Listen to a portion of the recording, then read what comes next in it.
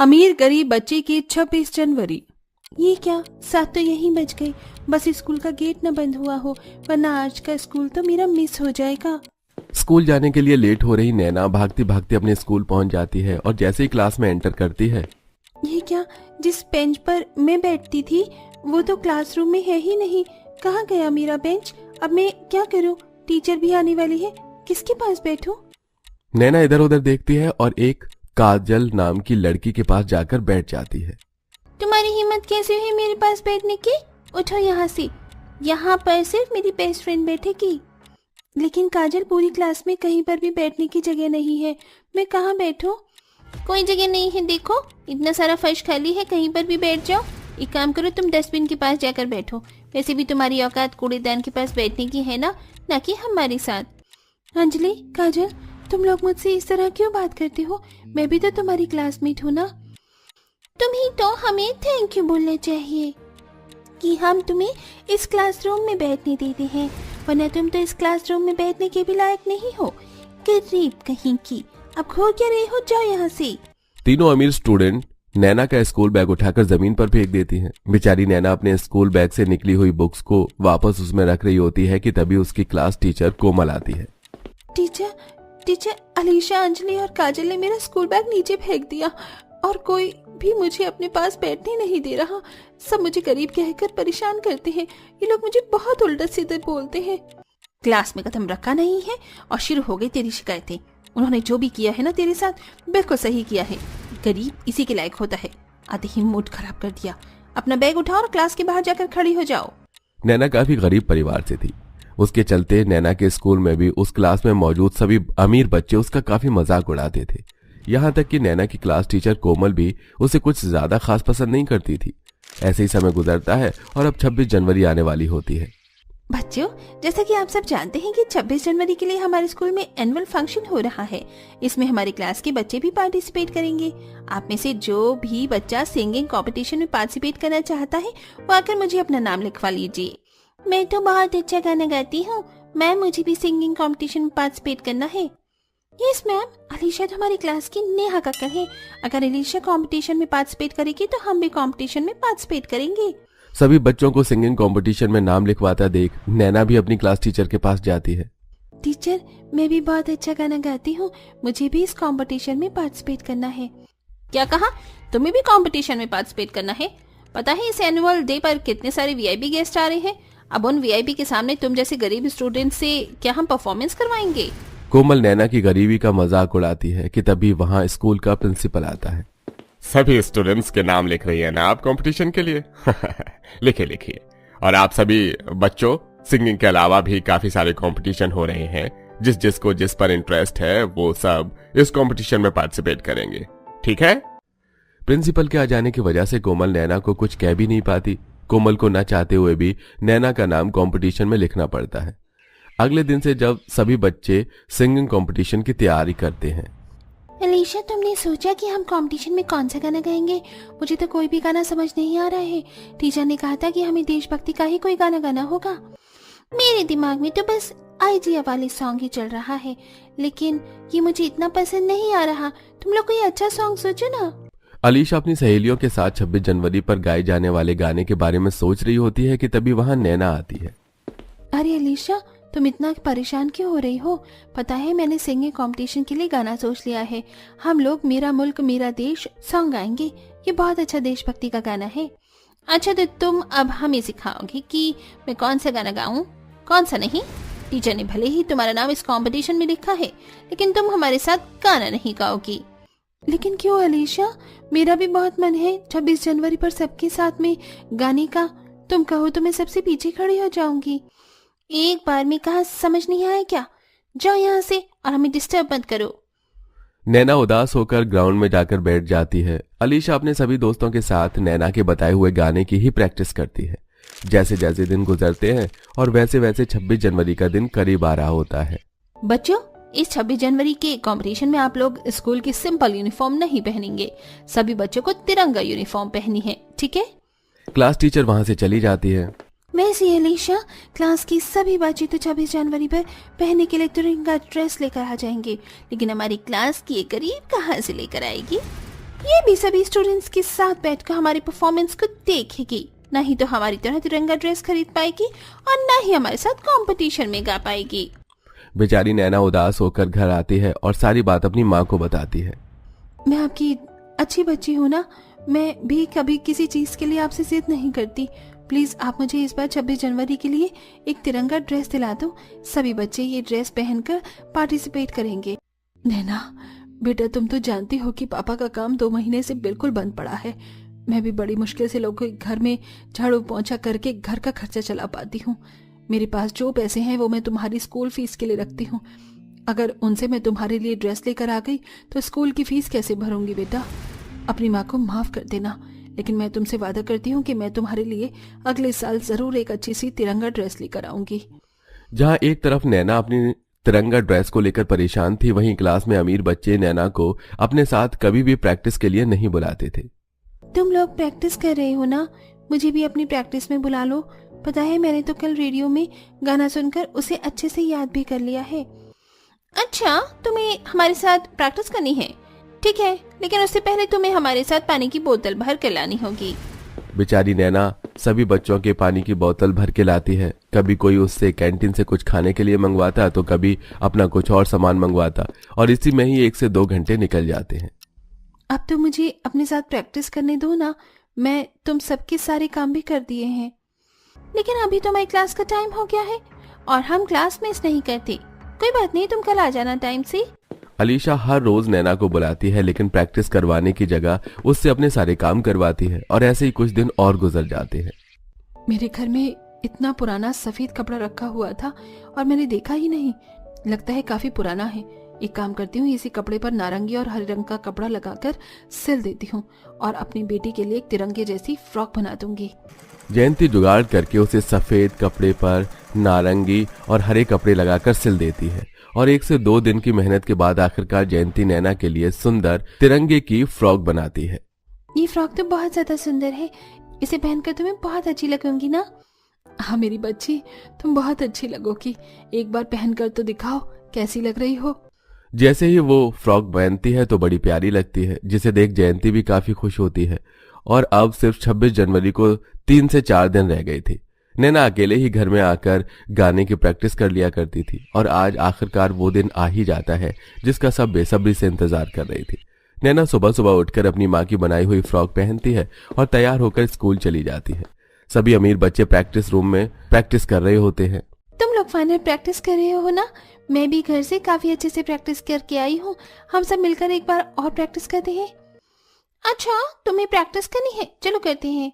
सभी बच्चे नैना को धक्का देकर क्लासरूम का गेट बाहर से बंद कर देते हैं और स्टेज पर गाने के लिए चले जाते हैं। दरवाजा खोलो, मुझे भी स्टेज पर गाना है। खोलो। कोमल मैम, आपने बच्चों को ठीक से प्रैक्टिस नहीं करवाई थी क्या? बच्चे तो पहले लाइन में ही अटक गए। वीआईपी गेस्ट क्या सोचेंगे? टीचर, प्रिंसिपल और वीआईपी गेस्ट उन सभी बच्चों को ही देख रहे होते हैं कि तभी अचानक गाने को भूल जाते हैं। वहीं दूसरी तरफ नैना देखती है कि क्लासरूम की खिड़की खुली हुई है। नैना जल्दी से उस खिड़की से बाहर निकलती है और स्टेज पर चढ़ते हुए बुलंद आवाज में गाना गाती है।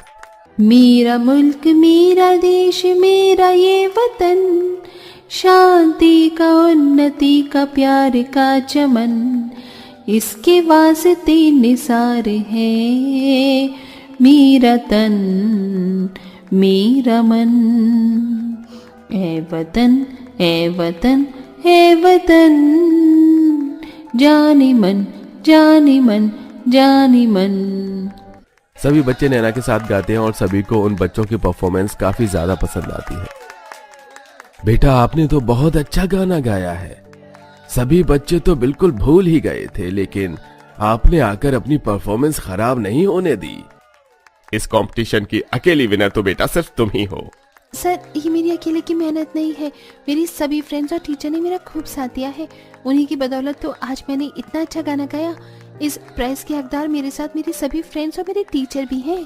नैना अपना प्राइज सभी स्टूडेंट और टीचर के साथ शेयर करती है, जिसके चलते कोमल और सभी अमीर बच्चों को अपनी गलती का एहसास होता है। और अब क्लास टीचर और सभी अमीर स्टूडेंट, खास तौर पर अलीशा, नैना के साथ अच्छा बर्ताव करते हैं और हंसी खुशी ही रहते हैं।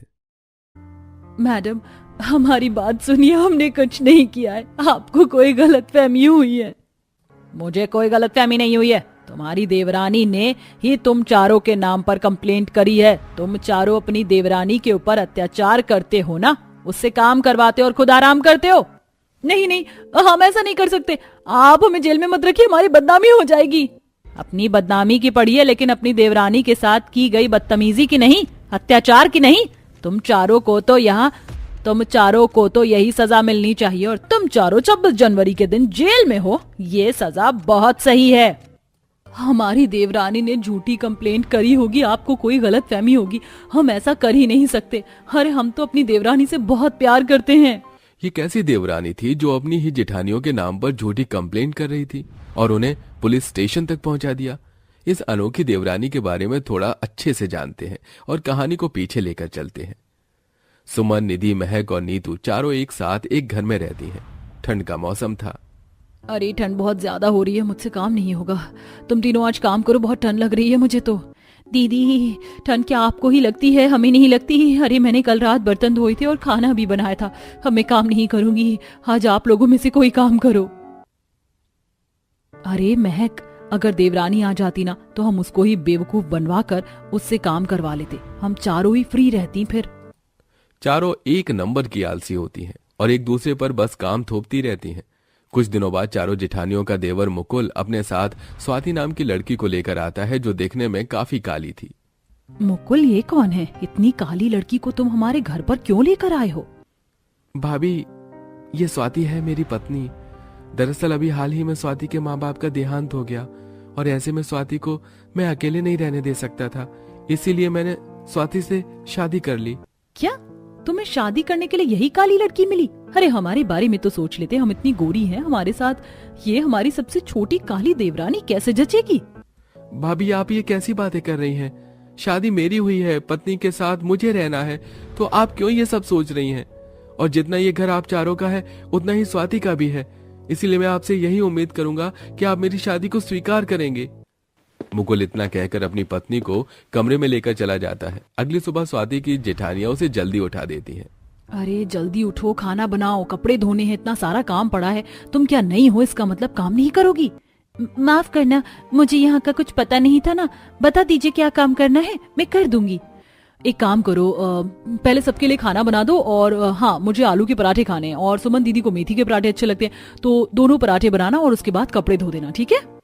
पहले ही दिन स्वाति को काफी सारा काम थोप दिया जाता है। स्वाति ठंड से सिकुड़ते हुए वॉशिंग मशीन में कपड़े धोने जाती है।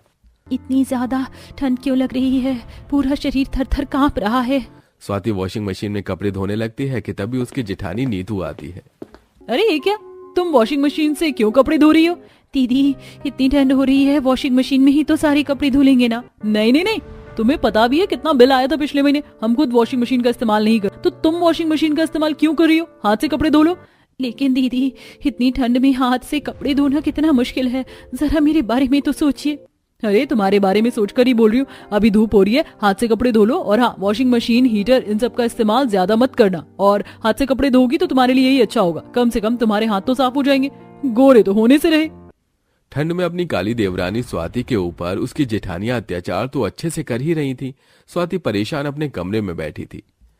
मेरा फौजी बनने का सपना ही रह जाएगा। काश मैं भी फौजी बन पाती। तभी कमरे में मुकुल आता है। क्या हुआ स्वाति, तुम इतना परेशान क्यों हो?